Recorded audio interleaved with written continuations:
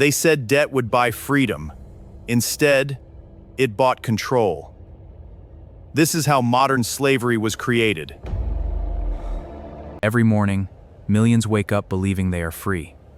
But freedom inside a system of endless debt can become an illusion so complete, most people never notice the cage. The chains are no longer made of iron. They are made of payments, rent, loans, interest, survival. I'm working hard every year, but somehow I'm falling behind. Debt doesn't only drain bank accounts. It drains peace, sleep, relationships, hope. Money itself became unstable, not because paper changed, but because trust did. The conditions are clear. Sign the agreement. We have no choice. Sign it. Behind every economic crisis, decisions are made in rooms most citizens will never enter. End debt slavery. No more chains. People over profit. Debt was once temporary.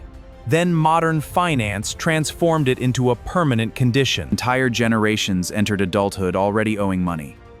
Before owning homes, before building families, before truly beginning life.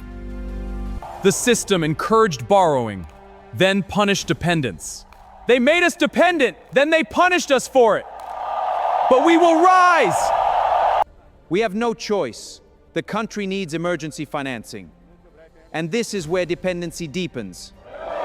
This is our only path forward. When nations run out of money, they often turn to institutions promising rescue. But rescue is rarely free.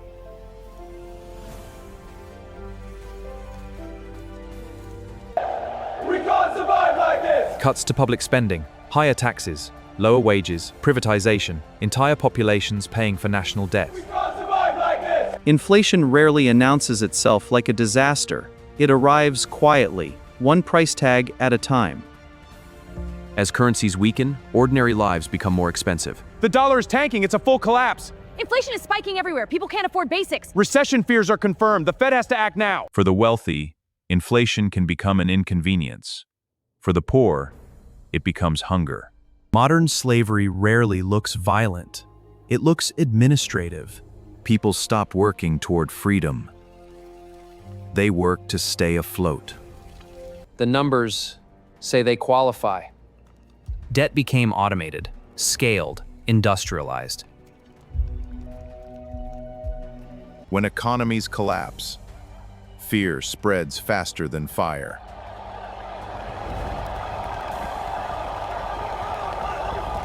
Debt doesn't fail equally. The vulnerable collapse first. Markets panic. Banks tremble. Governments intervene. And ordinary people absorb the consequences. A currency only survives as long as belief survives.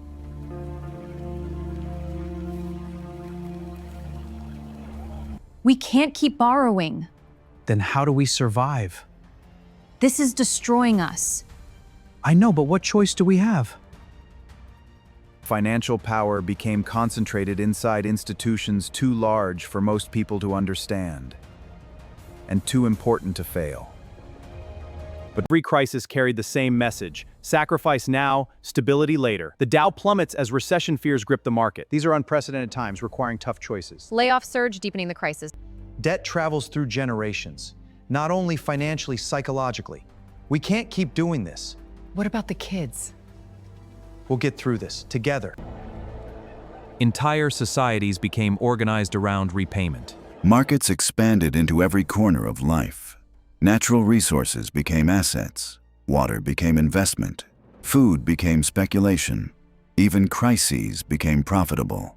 Because in financial systems driven by growth above all else, human suffering can become just another statistic on a quarterly report.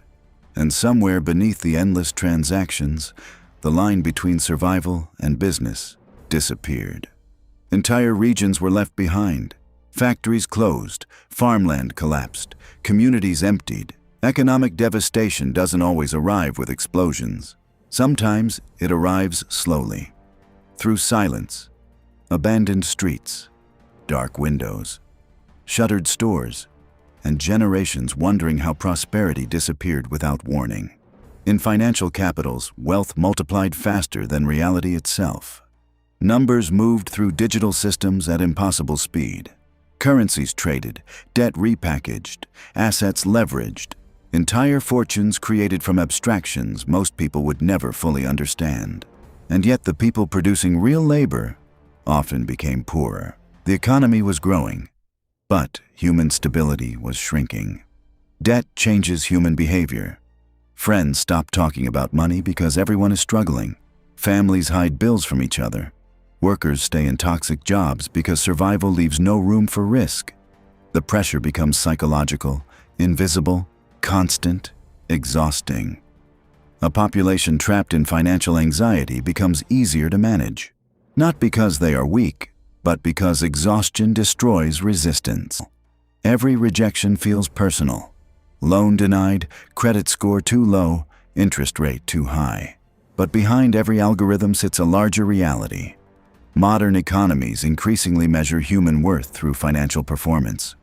What you own, what you owe, what risk you represent. And slowly, people begin seeing themselves the same way. A new generation entered adulthood carrying burdens older generations never imagined. Unaffordable housing, record debt, stagnant wages, permanent uncertainty. Many stopped believing hard work guaranteed stability because they watched entire systems collapse in real time. Banks rescued, corporations protected, citizens sacrificed, and trust, once broken, rarely returns fully. Behind closed doors, negotiations continued late into the night. Governments seeking relief, lenders demanding conditions, economists debating numbers while entire populations waited outside the room. Every signature carried consequences. Cuts to pensions, tax increases, privatization agreements, and always the same justification. There is no alternative. Economic collapse reveals who survives together and who survives alone. Some communities adapted through solidarity, shared food, shared housing, shared struggle. Others fractured under pressure, because scarcity changes people, fear changes people, and financial instability slowly erodes the invisible trust holding societies together. Transition line. The crisis was no longer temporary. People learned to normalize instability. 3 jobs became ambition. Permanent debt became adulthood. Burnout became professionalism. Entire populations adjusted to conditions that would once have been considered economic failure, not because things improved, but because survival demanded adaptation. Transition line. And adaptation can look dangerously similar to surrender. The cost of debt is rarely measured psychologically. Sleepless nights, panic attacks, chronic anxiety, relationships collapsing under financial pressure. Modern economies speak constantly about productivity, but rarely about emotional survival, because exhausted people continue working, even when they are breaking internally. Transition line. And somewhere inside the silence, anger continued growing. The system feeds itself. Debt creates dependence. Dependence creates compliance. Compliance stabilizes the system that created the debt in the first place. A cycle without clear escape. Governments borrow to survive. Citizens borrow to live. And the financial structure grows larger with every crisis it claims to solve. Many began searching for escape, leaving overcrowded cities, rejecting consumer culture, trying to reclaim something more human, more stable, more real. But financial systems reach far beyond skyscrapers. Debt follows people into suburbs, farms, villages, even into silence itself. Transition line. Because modern control no longer requires walls, the future of economic control may not look violent. No soldiers, no chains, no visible oppression. Just algorithms quietly deciding access. Who qualifies, who gets approved, who remains excluded. A world where financial identity becomes inseparable from personal freedom. They told you debt was freedom, a loan for your future, a payment plan for your dreams. But what happens when an entire generation can never fully repay what it owes? If debt has become the invisible system controlling modern life, Who truly owns your future? Comment below. Do you think modern society is built on financial freedom or financial dependence? Subscribe for more cinematic documentaries exposing the systems shaping our world.